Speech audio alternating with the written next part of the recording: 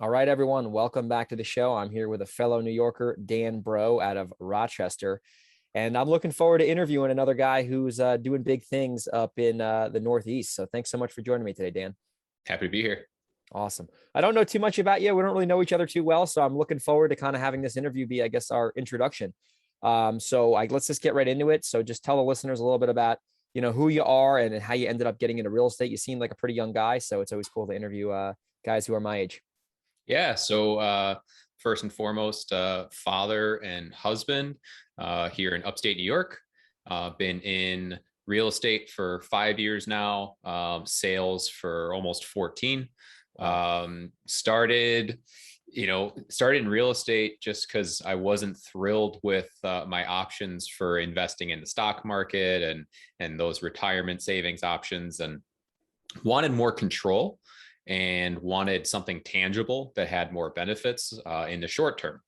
And so started learning as much as I could, YouTube University, reading all the books, interviewing every investor I could find and just picking their brain, taking as many of them out to coffee as they would allow. And then I actually ended up getting my real estate license not too long after that. Not because I had any intention of being a realtor. I've had my license for 5 years now. I've never worked with one traditional buyer or seller. I did it for the education and so that I could buy and sell my own deals if they were ever on market, or if I was flipping something and I was listing it. Yeah. And MLS access. That was huge for comping, get the most accurate data. And so started off with doing some flips and some rentals. And then after not too long, started to get into wholesaling because I had actually bought a few deals off wholesalers. Yeah. I had no idea, what wholesaling was, how they were getting these houses. But I saw the spreads that they were making. And I figured, man, if I can get these houses myself, I can basically double my profit on a flip. And I'll have more choices. And it seems just like, why wouldn't I do it? Yeah. And so then, did a lot of different things, but throughout my real estate journey, but that's where I started. That's awesome, man. Yeah. I mean, it's interesting how a lot of people almost fall ass backwards into wholesaling when they see some of these assignment fees, especially down by me or even in California. I mean, you can make 50, 60 grand. That's not abnormal just due to the expensiveness of these properties. So how did you then go from obviously working in sales traditionally, like how long did it take for you to ramp up to where you were a full-time real estate entrepreneur and obviously making great money? So when I started in real estate, I was actually in medical device sales. Okay. Great gig. I mean, you can make six figures pretty easily and consistently. Yeah. And so I did that. I did real estate, flipping on nights and weekends. I was doing all the work myself. Yeah. Don't recommend it. You were actually doing the construction yourself, like you I were swinging the hammer? was, I was, I respect that. yeah, I learned a lot and learned that I never wanted to do it again also. Yeah. Um, so I did that for a full year before I jumped ship and decided to just take that leap and go into real estate full time. That's awesome. And it's a good way that, a lot of people think they have to just stop what they're doing and burn the boats, which works for some people. But that's the benefit of this business is you can do a wholesale deal every few months and make some good ancillary income. And eventually, once you figure out how the systems work, you can transition a lot easier versus when I got started, I was about 5 years ago now, almost 6 years ago, and I was 20. So I was in college. So I had no obligations or anything like that. So it was easier for me to kind of make those mistakes. I had no overhead and eventually, do it full time a couple of years later. So that's awesome, man. So let's just deep dive now into your business, which is based obviously up in the Rochester area, because I've had a lot of New York investors on this show, or actually me and my good friend Michael Pinter out of Long Island are starting a New York real estate podcast. And I think a lot of people watch YouTube videos on how to do this business, and 90% of it is true. But the 10% that's different in New York is what really holds a lot of people up, and they don't understand, at least down by me. I think it's similar in Rochester where, you got attorneys involved and there's a lot of differences. So let's just talk a little bit about what makes New York a little bit different of a market, whether you're in Rochester or you're down in Long Island, because it's definitely a different state to operate in. Yeah. So first, it's an attorney state. So states are either going to be a title state or an attorney state. So title state, the closings happen through a title company only. There typically aren't attorneys involved. And that can make things go a little bit faster. Attorneys, they're pretty expensive. They like to slow things down. Sometimes they'll kill deals altogether. Yep. And New York in particular, and especially Rochester, I mean, it takes 3, 4, 5 weeks sometimes just to get title work back.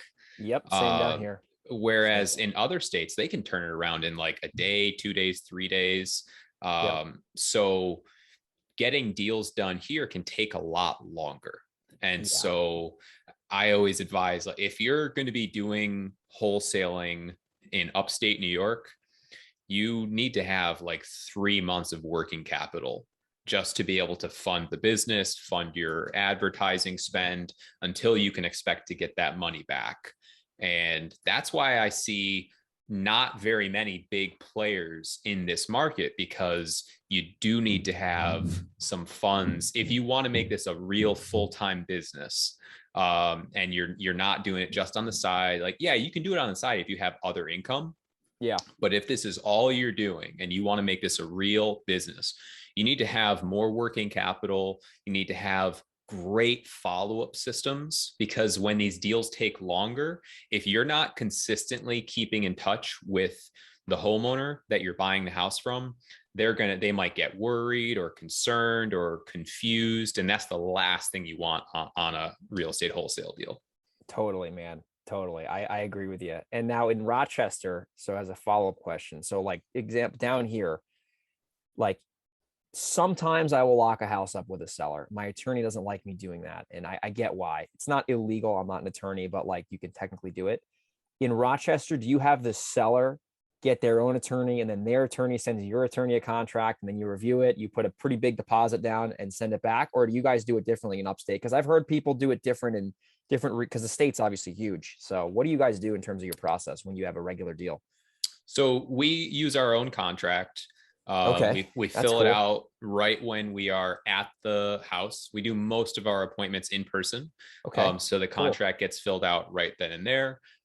We need at least one attorney per transaction, but sometimes there can be up to 3 attorneys. So, which makes it go so much slower. Yeah. Because then we'll have an attorney. Sometimes the seller has their own attorney, and then our buyer will have their own attorney as well. Yeah. I've been doing something recently to try to bring it down to just 2 attorneys so that our buyer doesn't use their own. Yeah. Because I always require a deposit. So a small deposit goes to my attorney, and then basically a down payment on the assignment fee goes to my company. And what I offered them is to pay a $500 smaller down payment to us if they use our attorney. So Okay. it's more expensive for them up front if they want to use their own attorney. And that's been actually pretty effective in getting people to use our guy, which is better for everybody. It saves both parties money, and it Yeah. gets the deal done a whole lot faster. Dude, that's a lot more efficient than what happens down here in the New York City area. I mean, down here, I've done that before and it's worked okay. But a lot, like I have a house in Westchester right now, which is like big money. And their attorney wanted this huge deposit. Like sometimes they'll want you to put 50 grand down. Like, and Oh, obviously I wow. don't do that, but I mean, normally we're putting 1, 2, 3, 4, 5, $10,000 down, non-refundable, can't get out of the contract. And I've had deals literally where there's the seller's attorney, there's me and my attorney, there's the buyer and the buyer's attorney, and there's the lender and the lender's attorney all in the same office. I mean, I don't go to closings anymore, but it's like pandemonium. I did one a couple months ago. It was me and my attorney. I happened to go to this closing, the seller's attorney, and then the lender's attorney, the buyer's attorney. And the guy gives me the keys. And then I took the keys and passed them across the table to the buyer. And he goes, "Are you flipping it to that guy?" I said, "Yeah." I said, what are you going to do now? Like, we're at the closing table. So like, it just gets super weird. And I was laughing. It was a big deal too. So like, it's just a different area to operate in. So I guess the takeaway for people before we get into the mechanics of your business is like, if you're in New York, the biggest thing you can do is learn from people who are doing this in New York, specifically regionally. Like if you're in upstate, learn from Dan. If you're down in the Long Island, Hudson Valley area, learn from me or Michael. But don't take everything a guru says from Arizona or Texas and think it's going to work in New York, because then you're going to get yourself confused. So make sure you're following people who are doing it in your state and region. And, I like this business in here because our spreads are bigger and there's less competition. So let's transition more onto like, what does your business look like today? What are you doing from an exit strategy standpoint? And then we'll cover some of your marketing.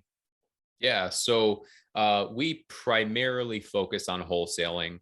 Okay. We'll do a small amount of sort of lipstick flips or wholetailing. Yeah, just closing on it and fixing it up real quick. Yeah, maybe we're doing a clean out, paint, carpet, nothing major. So we'll do a few of those every now and then, but I really prefer to do wholesaling. It is significantly less risk.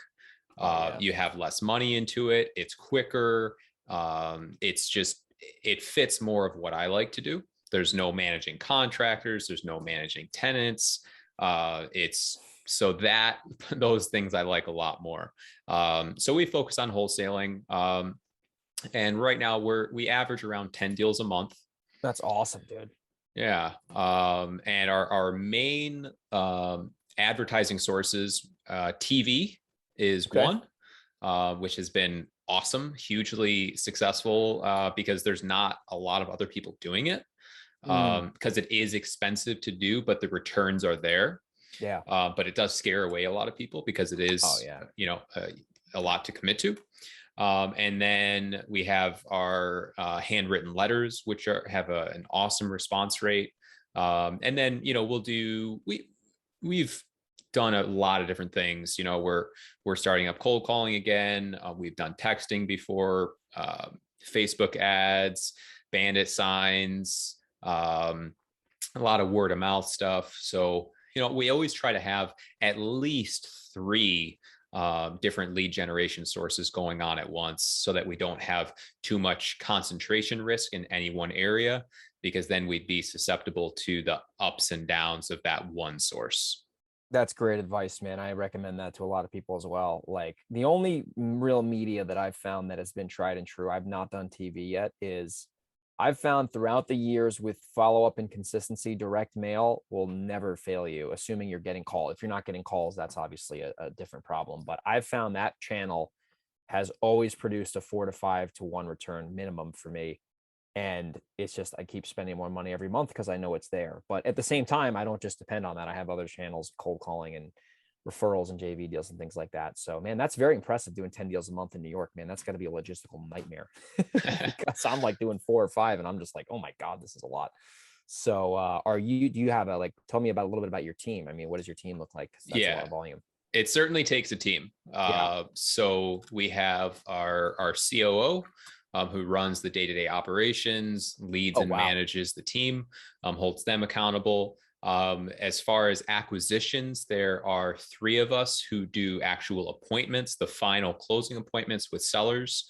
I am working to transition out of that. So I'm probably only doing maybe 20% of appointments anymore. Okay. We actually just switched up our leads management department. So one of the big issues that we've had, and this is so important, especially during a time like right now, when a lot of homeowners still think the market is so hot, in some parts of the country, it is still super hot. Up here, it's actually cooled down a lot over the past month. But a lot of sellers don't know that yet, because they're still seeing these closings occur now from deals that were signed like 2 months ago. Yeah. So they're seeing all these crazy numbers and they think they can still get that, but it's just not the reality anymore.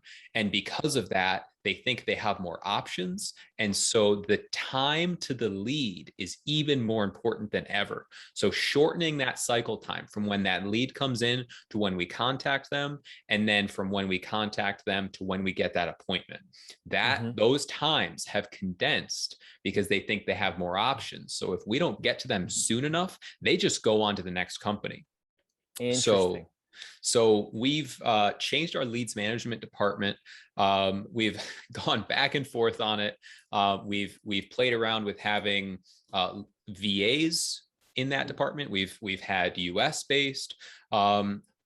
Availability and overall coverage has always been an issue, because we might have leads coming in, early morning, late at night, on weekends. If we don't have someone working that time and it takes several hours or days to get to a lead, we pretty much probably lost that lead.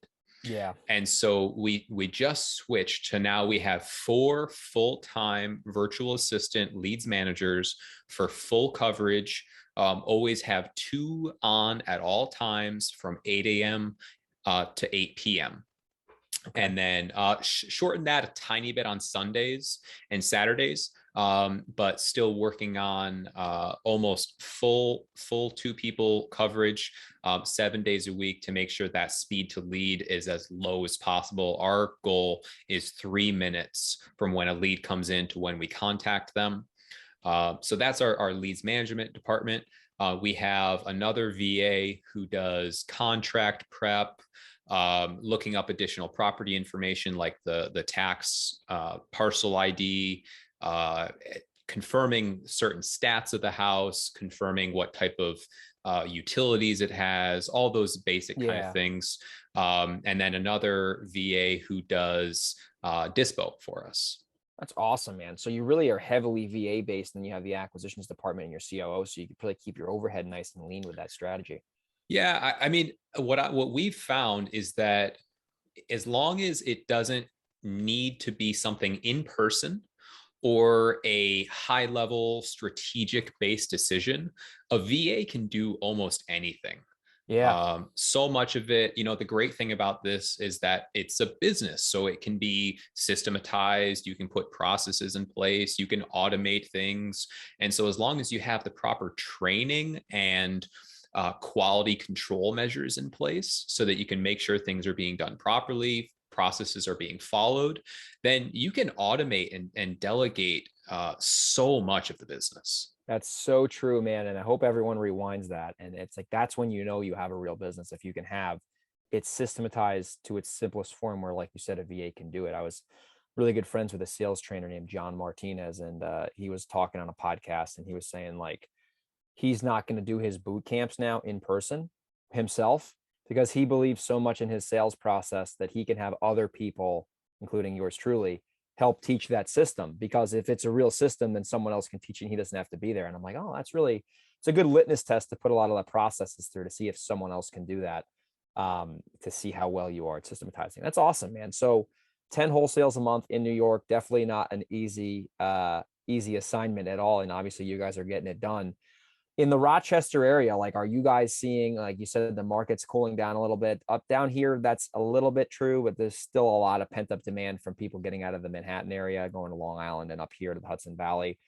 Are you guys seeing, like, down by us, like some, because the Rochester isn't like dirt cheap like Cleveland, Ohio. So you guys have some pretty good priced houses. Or what are the wholesale fees like in Rochester? Are they pretty juicy, or are they pretty kind of middle of the pack? Like, what does that kind of look like with volume?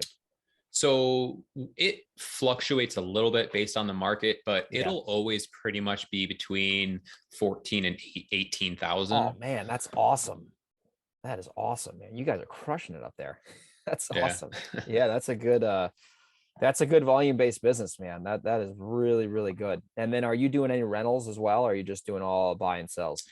Man, I had rentals in New York. Yeah. I sold them all. Actually, my last one I sold, it should be closing in a couple of weeks here. Right now being a landlord is tough for a lot of brutal people in New York. I got rentals right now. It's driving me crazy. Yeah. And then being in New York as well. So I do want to hold rentals again, but not in New York. Yeah, I have a tenant, dude. This is a crazy story. So I got this lead last year, and the lady would not get on the phone with me. I wholesale the house down the street, so I knew the area really well. And she's like, "Listen, I got your." She actually, dude, I mailed her. She snail mailed me back, so I got a letter in the mail from her, and she's like, "If you want to sell, email me." So I'm like, "Whatever." Email her.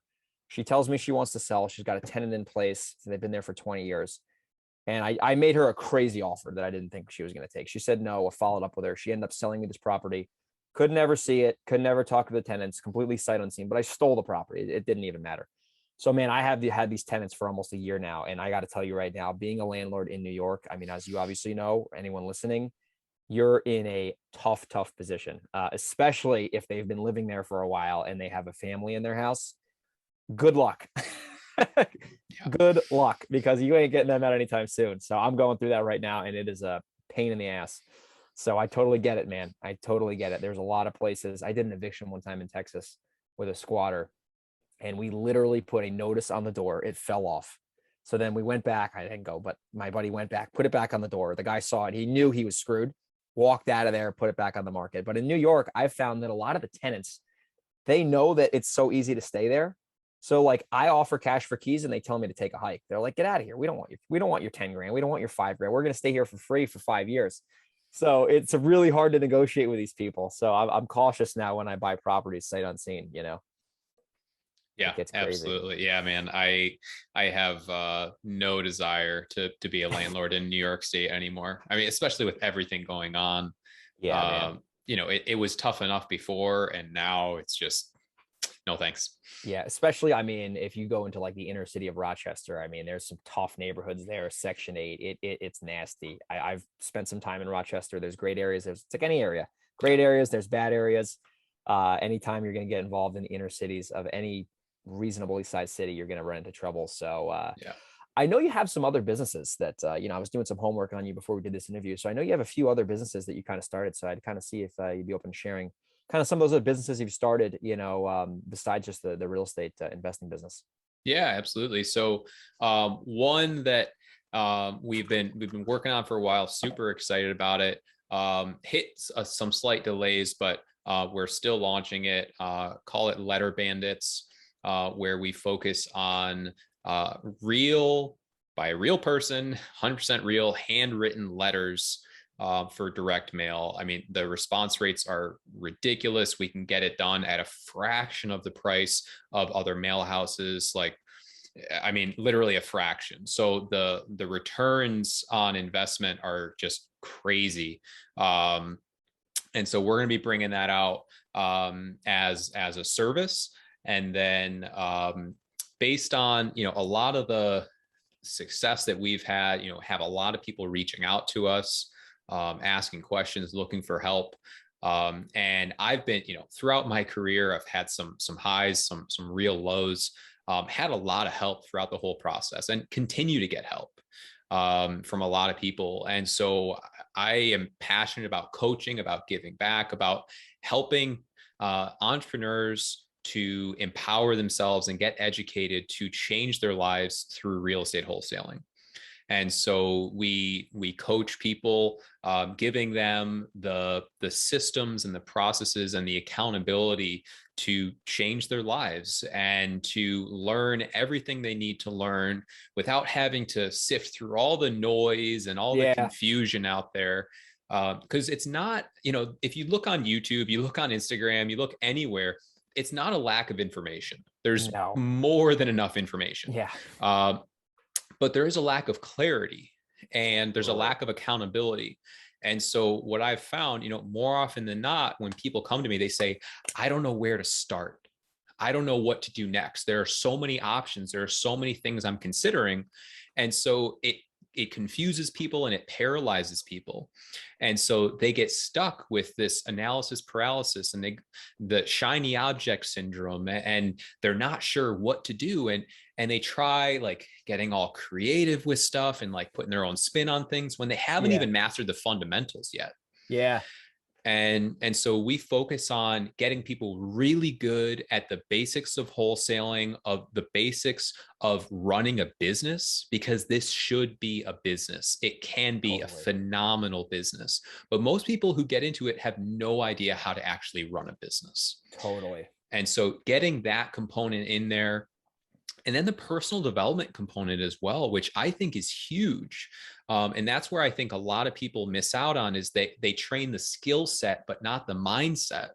Because you can have all the skills, the strategies, the tactics in the world, but if you don't have the mindset to back it up, if you don't have the belief in yourself to do it, if you don't have the big why and that vision behind it all to keep you going forward through the tough times, you're just going to quit, or you're not going to push as hard as you need to really gain that traction and move forward to achieve what you set out to.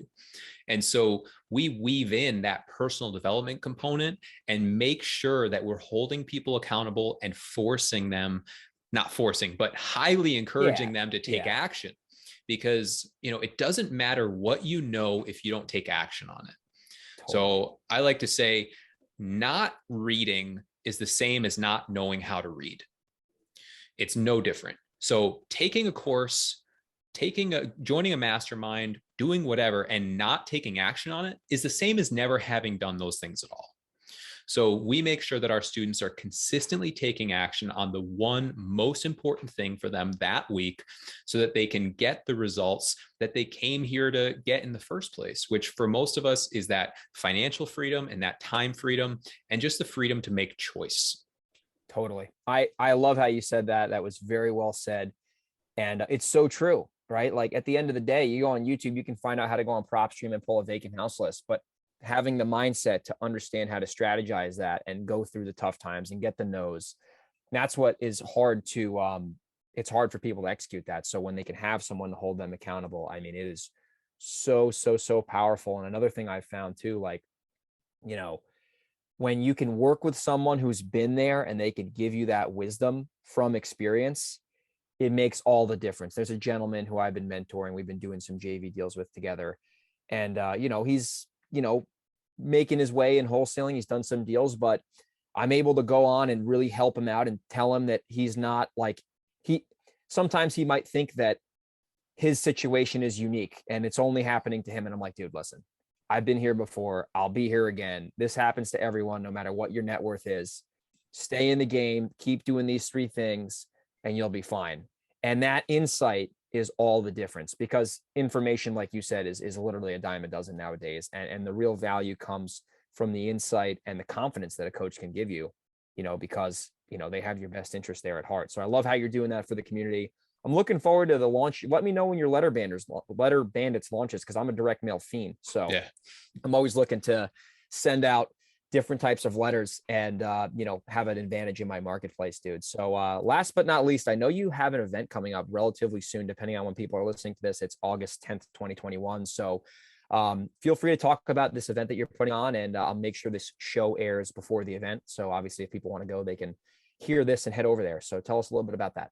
Yeah. So August 21st, it's a full day event. We are breaking down the fundamentals of how to run a reliable wholesaling business. So our 3-step reliable wholesaling system, how to get the most leads you can, how to convert those leads into deals, and how to sell those deals for an average profit of $15,000. So those are the fundamentals of a wholesaling business. If you can get down those 3 things, you're going to be in business. And so we break that down step by step, giving you the game plan that you need to run a consistently profitable business, so that you can have what you came here into this business to get, which is that time freedom, that financial freedom, that freedom of choice. And so making sure that you're held accountable to those results, you're taking consistent action on the most important things, which is so key, because so many people will take action on the wrong things. They'll try to, they're taking action on like creating their business card and their logo and all that stuff. And they don't even have a sales process yet. Yeah. And so they're focusing on the wrong things. And so we help to guide people on, this is what you focus on first, this is what you do next. So it's just the game plan to cut out the confusion, avoid all the noise, and so that people can move forward confidently, knowing that if they take action on these specific steps, they can get the results. So it's a 1-day full event. It's all recorded so people can go back to it time and time again to see what their next step is, to review the notes, because it's going to be full of awesome information, just giving people that confidence to take action and move forward and achieve that vision that they got into this for. I love that. And is it in person or is it virtual? So this is all virtual. Oh, even better. So yeah, we have people from all over the country that reach out for help. And so we want to make it accessible to as many people as possible. So it's going to be all day. It's a virtual event, all recorded. So you can check it out anytime after the fact. But we're doing this one time. So it's just that August 21st. We start at 9 a.m. Eastern and around 5. We'll have a few little breaks in there, but we're going to be touching on a lot of topics. Making sure that people have the plan to move forward confidently. And that can be found at our website, actiondanbro.com. I love that domain, actiondanbro.com. We'll make sure we have that in our show notes, and we'll make sure this airs before the event if people want to take a look at that, actiondanbro.com. And I just got to say, man, putting in the work in this business, from my personal experience, is 1,000% worth it. I remember in the beginning, I had my doubts and I was a young kid trying to make it. I never came from a family of entrepreneurs, never came from like crazy amounts of wealth. And I was always like, well, is this going to be worth it? Or putting out these bandit signs going to be worth it? Or handwriting these letters going to be worth it? And I can say financially, changed my freaking life, dude. My life financially is completely 180'd in a good way from committing to this business. I have more freedom than I know what to do with. Sometimes it gets me in trouble. And because of that, I fly all over the country and pretty much live in 2 places, and I'm able to do what I want, when I want, with who I want. And I can tell all the listeners right now, I'm not flexing. Dan's not flexing.